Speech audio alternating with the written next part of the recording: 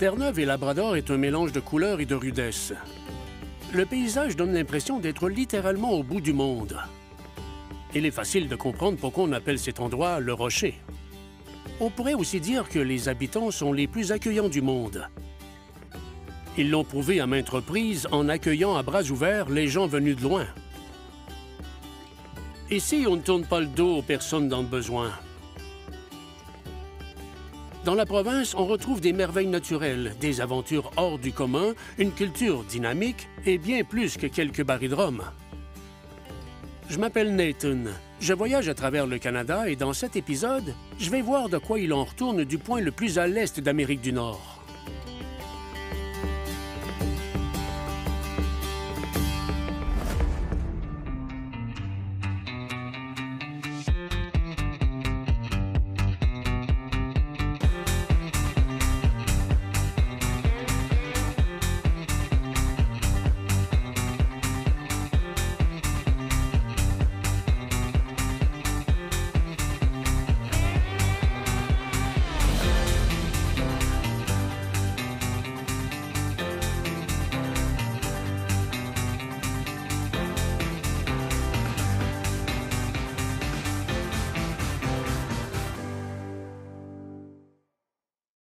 Terre-Neuve et Labrador est le fruit de notre héritage anglais, irlandais, français et autochtone. Les Vikings y ont même séjourné il y a 1000 ans. C'est ici que se retrouve la plus ancienne colonie européenne et l'une des plus anciennes villes d'Amérique du Nord, Saint-Jean. Avant de partir à sa découverte, je vais embrasser une morue et arroser ça avec du rhum. C'est ce qu'on fait pour devenir un Terre-Neuvien honoraire. On appelle cette cérémonie le Screeching In. Je suis né à Terre-Neuve, mais bon, ça ne fait jamais de mal d'embrasser à nouveau ses racines, n'est-ce pas? Une des personnes qui en sait le plus sur le sujet est Skipper Lucky, du célèbre pub Christians. C'est le moment du Screech-In!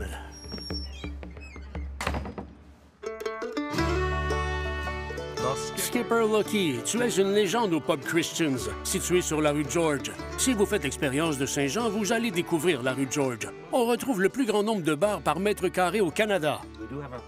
C'est vrai que nous avons de nombreux débits de boissons dans le centre-ville de Saint-Jean. Comment est née la tradition qui consiste à prendre un verre de Screech et à embrasser une morue? C'est une cérémonie qui a été introduite par les Américains il y a de nombreuses années, lorsqu'il y avait une base militaire à Terre-Neuve. C'était une façon pour les nouveaux militaires d'être accueillis sur la base par les Terre-Neuviens.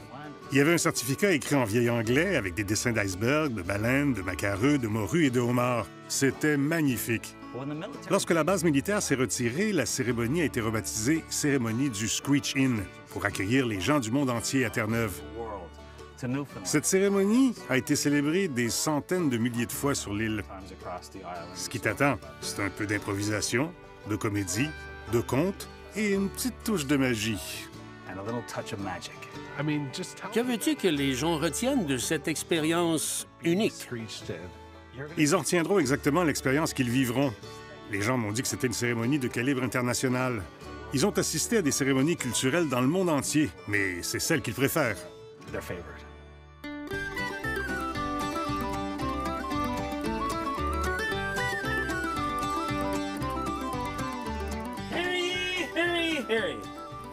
La cérémonie de l'Ordre national des Screechers peut débuter. J'ai cru comprendre qu'on a des gens qui veulent être Screeched-In et qui espèrent devenir des Terre-Neuviens. L'idée de cette cérémonie est de vous en apprendre plus sur Terre-Neuve.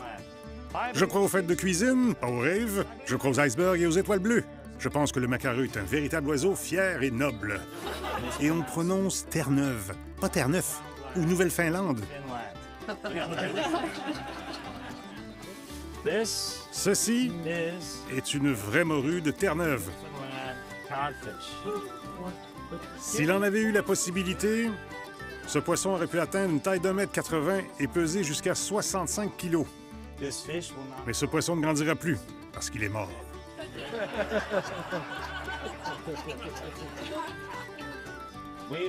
Nous avions l'habitude d'échanger nos poissons avec les Jamaïcains pour leur rhum. Nous adorons le rhum. Nous l'aimions tellement que nous allions le chercher sur le quai et nous embrassions le poisson en guise d'adieu, sachant qu'il nous reviendrait en rhum. Sur les lèvres, sur les gencives, attention gosier, ça arrive.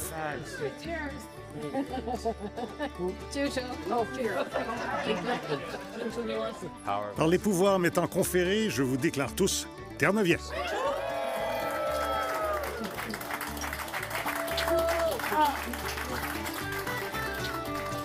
Quelle belle façon de commencer mon aventure dans ma province natale. Maintenant que j'ai été officiellement Screeched In avec tous ces niveaux terre-neuviens, je me rends à Trinity, au nord de Saint-Jean, pour découvrir le côté sauvage de cette grande province.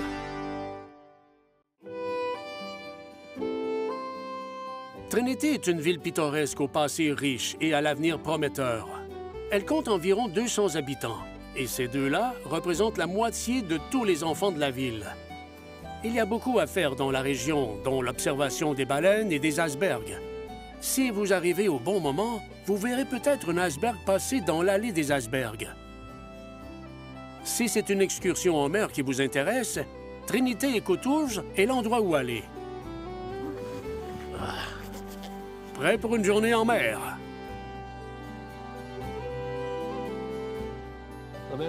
Je suis à Trinity avec Skipper Bob. Parle-moi un peu de ce que nous allons vivre sur l'eau. Aujourd'hui, j'espère que nous allons voir un large éventail de choses. Je ne parle pas d'observation de baleines proprement dit. J'appelle ça plutôt une excursion en mer. Nous verrons ce qui s'offre à nous sur ce magnifique site.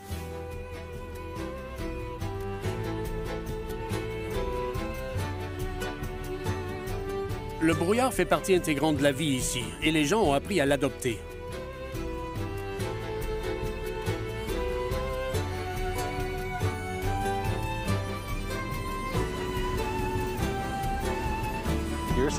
Tu vois des gens qui voient probablement une baleine pour la première fois de leur vie. Ça fait quoi? Ça doit être plaisant d'amener ces gens. C'est vraiment passionnant. Du moment où la dernière baleine part jusqu'à ce qu'elle revienne l'année suivante, j'ai hâte. Offrir cette nouvelle expérience à quelqu'un qui n'en a jamais vu est un véritable privilège. Nous étions à la recherche de baleines et nous avons vu de l'eau jaillir. On s'est approché et c'est un rorqual commun. Ils surgissent, plongent assez profondément, bien plus profondément que les rorquals à bosse. On peut les voir de très près. Wow, la deuxième plus grosse baleine du monde juste ici. De nos jours, beaucoup de baleines sont en danger. Penses-tu que montrer ces animaux au public va aider à leur protection? Que les gens vont s'intéresser à ces animaux? Absolument. Il ne fait aucun doute que montrer les baleines aux gens, les amener dans leur habitat contribue à la préservation et à la conservation de leur territoire et de leur nombre. C'est aussi la saison des icebergs.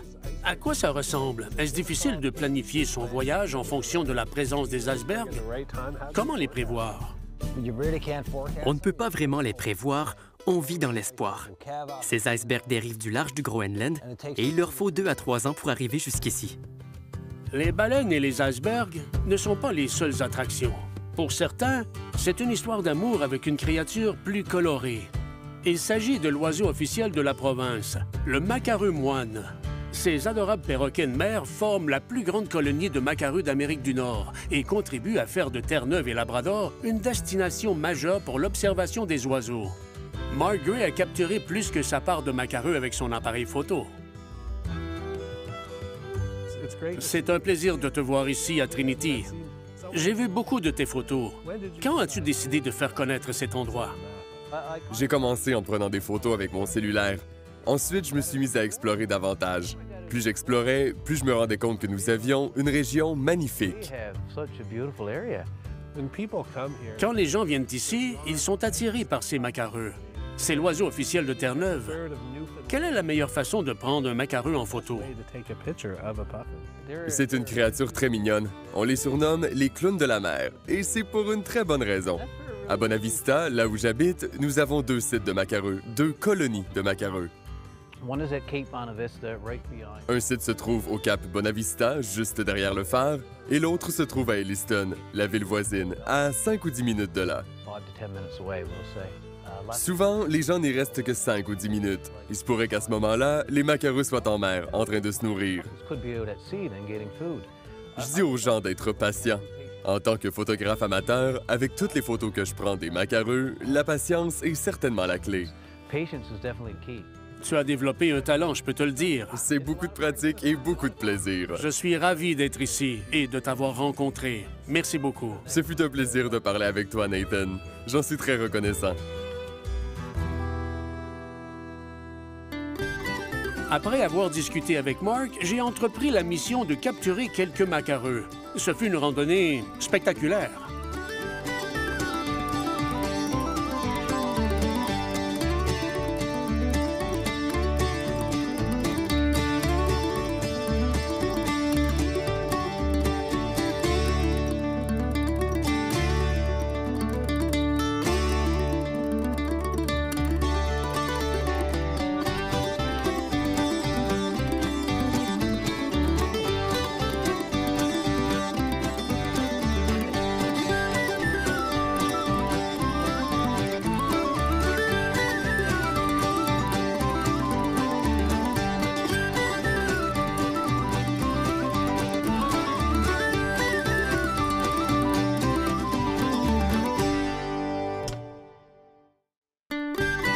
Après la randonnée et l'observation des macareux, il était temps de se détendre.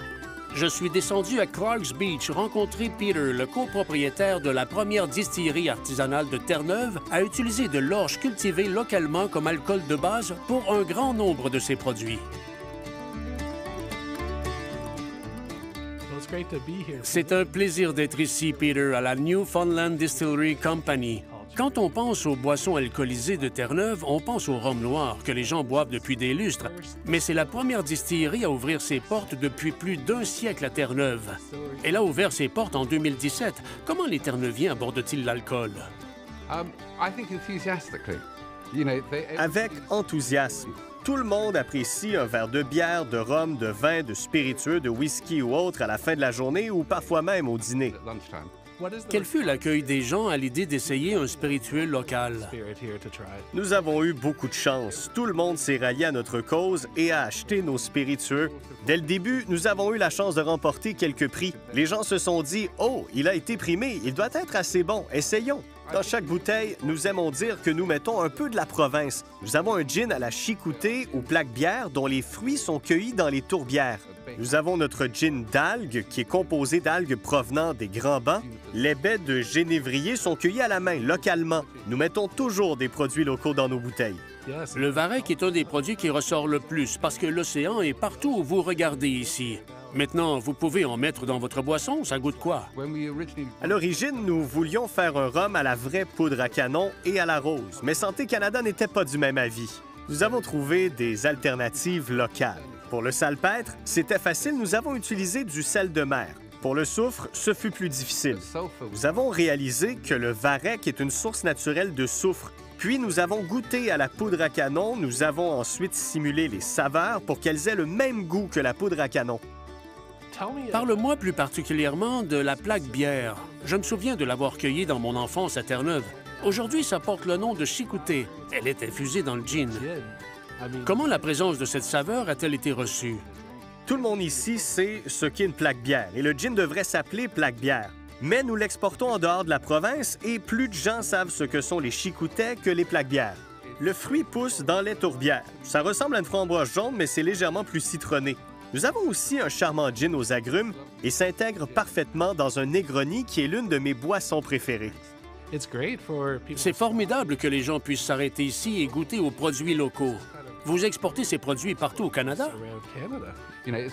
C'est formidable de parcourir le Canada tout en ayant la distillerie dans la province. Nous venons d'ici et nous voulons que les Terre-Neuviens nous rendent visite. En même temps, nous voulons accueillir tous les Canadiens. C'est un véritable succès. Quelle impression est-ce que les gens retiennent de goûter à cet alcool local?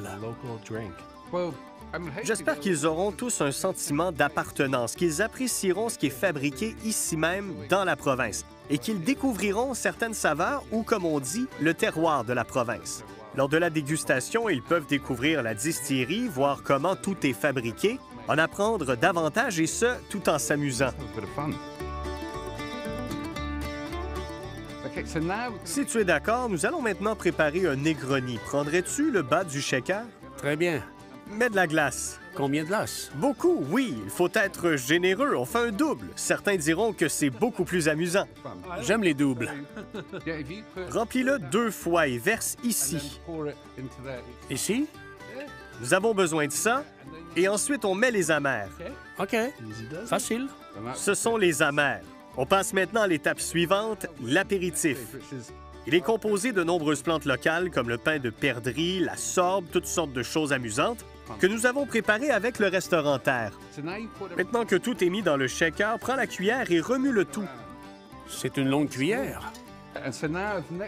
Je vais maintenant mettre de gros glaçons dans nos verres. La raison pour laquelle nous mettons ces gros glaçons, c'est qu'ils ne fondent pas. La boisson dure beaucoup plus longtemps.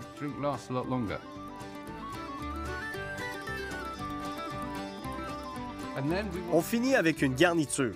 Je trouve qu'une orange déshydratée est une belle garniture. C'est la touche finale. Superbe! Tu as un don, je t'engage. Tu ne t'en vas nulle part, tu restes ici. Très bien, j'ai hâte d'essayer le gin à la chicoutée. Voilà. Voilà. Santé. Santé.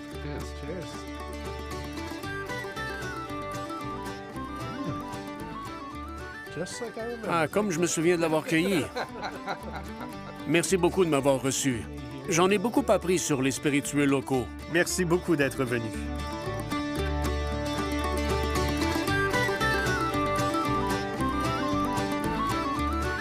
Je reprends la route. Prochain arrêt, plus de nature. Je vais découvrir la géologie et la flore de Terre-Neuve et j'apprendrai à mieux connaître la province dans laquelle j'ai grandi. Ce lieu donne parfois l'impression d'être une autre planète. Terre-Neuve et Labrador est reconnu pour sa géologie de classe mondiale. Des scientifiques du monde entier viennent ici pour étudier l'évolution de la planète telle qu'elle est décrite par ses roches et ses fossiles. Dr. Rod Taylor en sait quelque chose et nous accueille au Johnson Geo Center de Signal Hill. Qu'est-ce qui te passionne quand tu regardes ces roches? Quelle information veux-tu transmettre? Oh, tellement de choses. La roche elle-même s'est formée il y a 565 millions d'années au large de la côte nord, ce qui est aujourd'hui l'Afrique. Elle s'est déplacée vers le nord. Il y a 400 millions d'années, elle est entrée en collision avec l'Amérique du Nord. À la suite de cette collision, nous avons des matériaux provenant d'Afrique sur la côte ouest de l'île, et sur la côte est de l'île, nous avons une combinaison de matériaux provenant d'Amérique du Nord, le bouclier canadien et quelques roches sédimentaires plus récentes qui se sont formées. Le centre de l'île est constitué du plancher océanique qui se trouvait entre les deux et qui a été comprimé et soulevé. Pourquoi les gens viennent-ils ici pour voir ces roches? L'une des raisons est que dans un espace relativement restreint, vous voyez un grand nombre de types de roches différentes qui couvrent un grand nombre de périodes géologiques différentes. En l'espace de 2 ou 3 heures, vous pouvez explorer plus de 150 millions d'années d'histoire géologique. À beaucoup d'endroits, on trouve des fossiles associés à ces périodes, ce qui nous donne une quantité incroyable d'informations.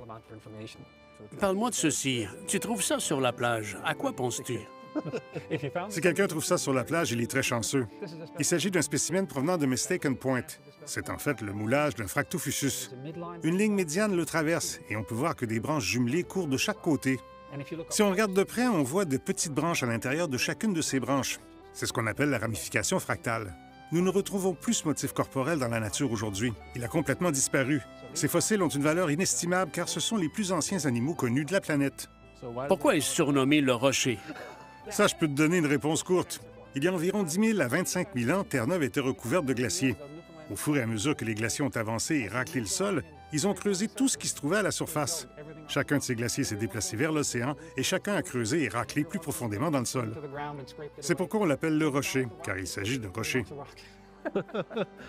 C'est fascinant. Merci de m'avoir reçu aujourd'hui. Il n'y a pas de quoi, c'est un plaisir. Sur ce rocher, il y a beaucoup de beauté naturelle.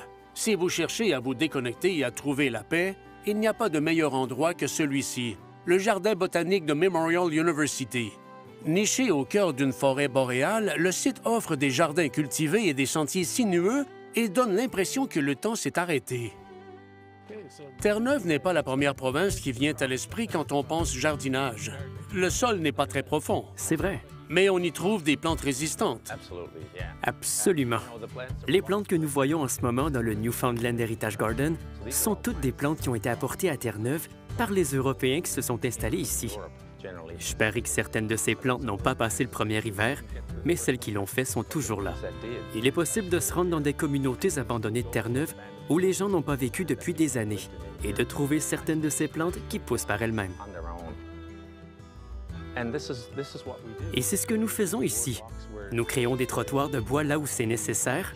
Nous taillons les plantes pour que les gens puissent se promener dans la canopée et avoir l'impression d'être dans les bois, tout en étant dans un lieu protégé et sûr. Dans toute la province, il existe différents écosystèmes qui se spécialisent naturellement dans différents groupes de plantes. Nous sommes actuellement dans la forêt boréale où l'on trouve des épinettes, des sapins, des pins et tous les arbres à feuilles persistantes que l'on s'attend à voir, mais aussi des bouleaux, des mélèzes et autres feuillus. C'est un écosystème étonnant. Nous nous trouvons dans une partie du jardin botanique qui représente réellement la forêt boréale. Lorsqu'on se promène ici, on peut ressentir le calme qui y règne. Je sais. N'est-ce pas formidable? C'est ce qui fait la beauté de sites comme celui-ci, parce qu'ils sont importants. Dans quels autres endroits peut-on ressentir ça?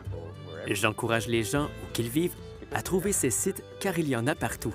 Chaque communauté dispose d'un espace naturel. Il vous permet de vous sentir bien. Lorsque les gens visitent Terre-Neuve, surtout s'ils n'ont que peu de temps à passer à Saint-Jean, peuvent découvrir la nature sauvage rien qu'en venant au jardin botanique.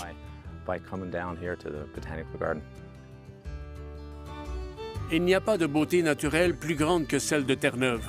C'est vrai. Je suis d'accord. J'ai un parti pris. Mon séjour à Terre-Neuve a été une merveilleuse aventure et je suis impatient de voir ce que me réserve ma prochaine destination. D'ici là, bonne route!